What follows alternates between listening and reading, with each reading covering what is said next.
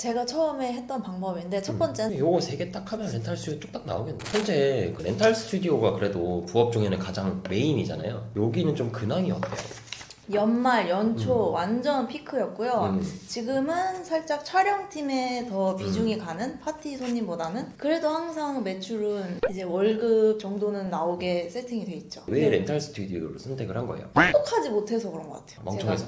저는 어떤 스타일이냐면 저는 일머리는 굉장히 좋은데 앉아서 공부하는 거 진짜 못하는 스타일이거든요. 제 성향을 아니까 스마트 스토어, 인터넷으로 하는 건 다 안 되는 거예요. 블로그, 유튜브, 왜냐면 끈기가 없으니까. 근데 반대로 공간 대여업은 오픈해놓으면 어쩔 수가 없잖아요. 그죠? 이 상황을 어떻게든 타파해야 되니까. 그러니까 제 성향랑 맞더라고요. 사람들 대하는 것도 맞고. 뭔가 액션하고 그쵸. 지르고 수습하고 그런 거에 조금 더 잘 맞는 사람들이 그쵸. 이걸 선택하면 되게 괜찮아요. 네, ENFP들이 하면 괜찮은 것 같아요. 렌탈 진짜? 스튜디오 파티룸 하시는 분들. 종류가 진짜 많잖아요. 뭐 에어비앤비도 뭐 파티룸도 있었고, 뭐 렌탈 스튜디오 중에 뭐 촬영 뭐 이런 스튜디오도 있고, 렌탈 스튜디오 요거를 왜 한 거예요? 저는 처음에는 파티룸을 하고 싶었어요. 그게 렌탈 스튜디오 하면 내가 장비도 좀 알아야 될 것 같고 촬영자의 니즈를 좀 알아야 될 것 같다는 그런 좀 턱이 있어요.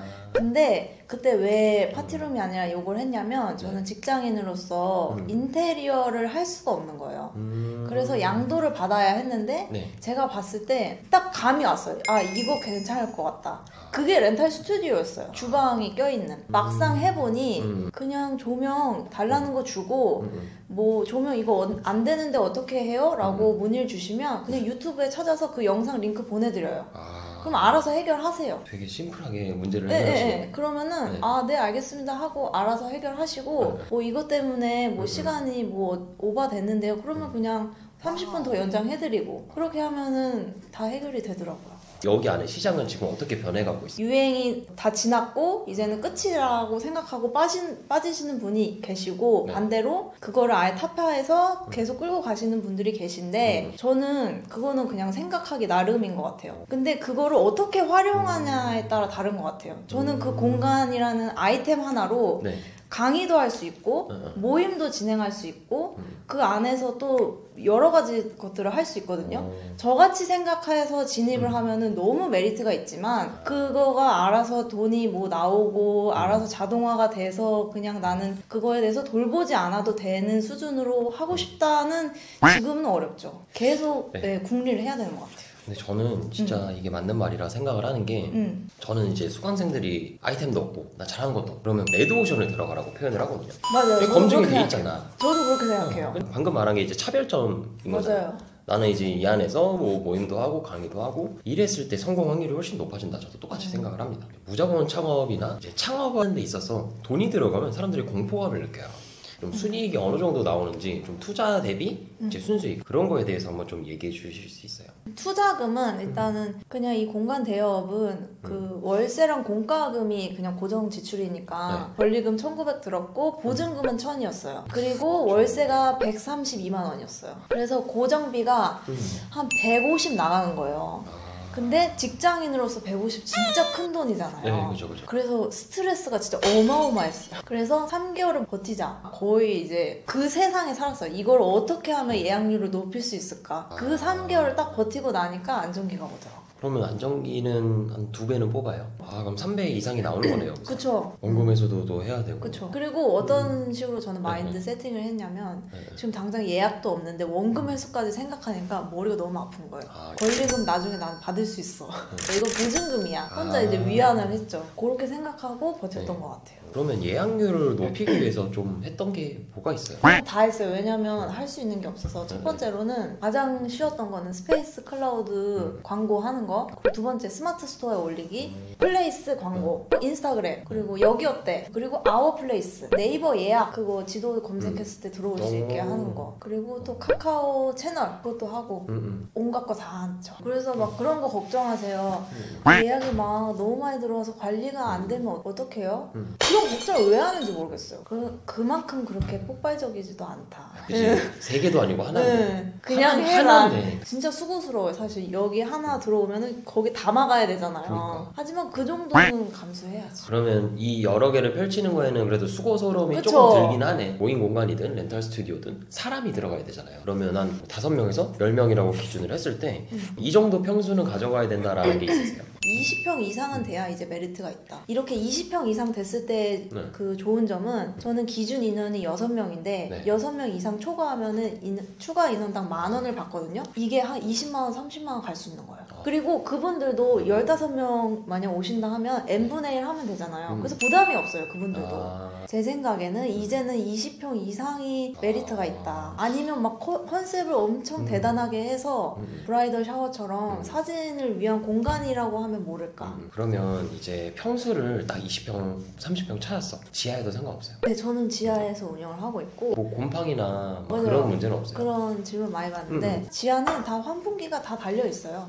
되게 큰 이 관이 돌아다니면서 환풍기 딱 틀면은 완전 휑하면서 여기가 다 환기가 되거든요. 그래서 청소할 때마다 그거 환풍하고 네, 곰팡이 없고, 그리고 의외로 파티를 운영하시는 분들 지하 많거든요. 근데 지하였을 때 좋은 점이 밑에 층이 없으니까 소음. 소음이 완전 차단이 되고 그런 부분이 좋은 것 같아요. 맞아. 그래서 뭐 양해를 구할 필요가 없으니까 그분들한테 모든 걸 이제 다 하셔라. 저는 상관없어요. 오신 그 시간 동안 뭘 하셔도 돼요. 원상복귀 해놓으시면. 그러면 이거 가지고 막 핸디캡이라고 생각하기보다 좀 맞아요. 생각을 전환을 할 필요가 있겠다. 그리고 촬영팀 같은 거는 소음이 굉장히 중요하거든요. 그랬을 때 저는 당당하게 소음이 없다. 네. 라고. 그러면 이 임장을 다닐 때 공시를 보는 거예요? 아니면 매물로 나온 거를 이제 컨택을 하는 거예요? 둘 다 보는데 이제 임장을 다닐 때 사실 공시를 보는 거는 내 집 주변 아니면 내가 원하는 곳을 보게 되는 거잖아요. 거기도 한번 보고 아예 이제 세팅되는 거 양도하는 분들도 있거든요. 거기를 또 가고 그러면 그 전 양도인이랑도 좀 대화를 해보는 거예요.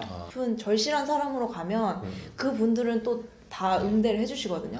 어떻게 하셨어요? 뭐 어떻게 운영하셨어요? 그러면은 또 그 안에서 더 선명해지거든요. 저는 전 양도인 분도 조금 잘 봐야 되는 게 열정을 다해서 공간을 운영을 했었던 건지 대강 한번 해볼까 해서 했던 건지. 왜냐면 홈페이지도 양도받아야 되고 뭐 네이버 플레이스도 양도받아야 되고 그 과정에서 같이 소통을 그래도 한 2-3주는 해요. 2-3주. 근데 그분이 내가 말도 하기 싫은 분이라면 조금 힘들죠.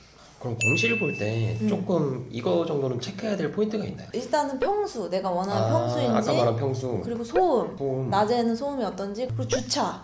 네, 주차 진짜 중요하죠. 관리해 주신 분이 있는지 없다면은 나한테 확보된 공간이 하나는 있는지, 그리고 누수. 이런 거 그거 진짜 답 없거든요. 누수되면은 물 새는 거. 네, 근데 그거 또 내가 비 오는 것까지 다 봐야 되네 그러면. 근데 비 온다고 해서 막 그렇게 되진 않고 그냥 애초에 뭐 하자가 있는 것 같은 그거를 아예 전 양도인 아니면 그 건물주 분한테 한번 물어봐야 되죠. 그걸 확실히 짚고 가야죠. 지역적인 거는 좀 어떻게 보세요? 뭐 유동 인구라든지 아니면 역세권이라든지 뭐 이런 거. 근데 저는 무조건 역세권이라고 생각해요. 무조건? 네, 무조건. 몇 분 거리? 도보로 10분 이내. 그게 역세권이야? 저한테는 역세권이에요. 왜냐면 또 오시는 분들이 짐이 많으세요.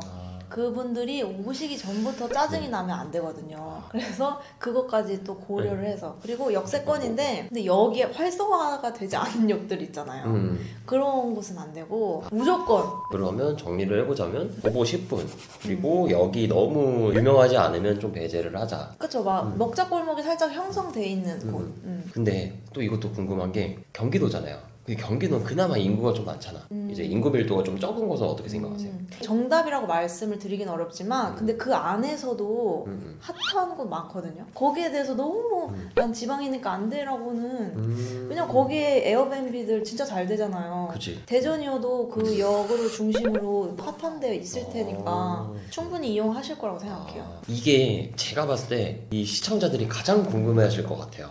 이게 뭐냐면 직장인인데 이거를 부업으로 하는 거잖아. 그러면 그쵸. 당연히 이제 모든 포커스를 쏟을 수 없는데 자동화를 좀 어떻게 시켜요? 예를 들어서 청소라든지 아니면 뭐 예약 안내라든지 뭐 여러 가지. 그래서 제가 현실적으로 생각했을 때 신입사원분이 이거를 부업으로 같이 병행한다는 건 어려울 것 같아요. 일적으로 어느 정도 1년차 이상이시면은 시작해도 좋을 것 같아요. 3개월은 고생할 거는 좀 생각하셔야 돼요. 이게 자동화가 다 돼 있어요, 저 지금. 근데 그거를 보고 진입을 하면 안 되고 그 전에 3개월 고통스러운 거는 내가 감수한다고 생각을 하셔야 되고 그때는 왔다 갔다 하고 네. 고객들이 오셨을 때 어떤 게 불편했는지 체크하고 그때 하루에 3시간은 투자한다고 생각하고 대신 이 마케팅이나 예약 세팅하는 것들이 한번 해놓으면 알아서 불러가게 되거든요. 예약 안내 이런 문자도 그냥 문자 폼이 있어요. 그냥 맞아. 똑같이 보내면 되고 그리고 홈페이지에 나한테 질문하지 않아도 될 만큼 상세히 써놓으면 그렇게 많이 문의를 안 하시거든요. 맞아. 만약에 내가 청소 위임하고 싶다 그러면은 예약률 높이는 거에 완전 포커스하고 당근마켓으로 청소할 분을 구하고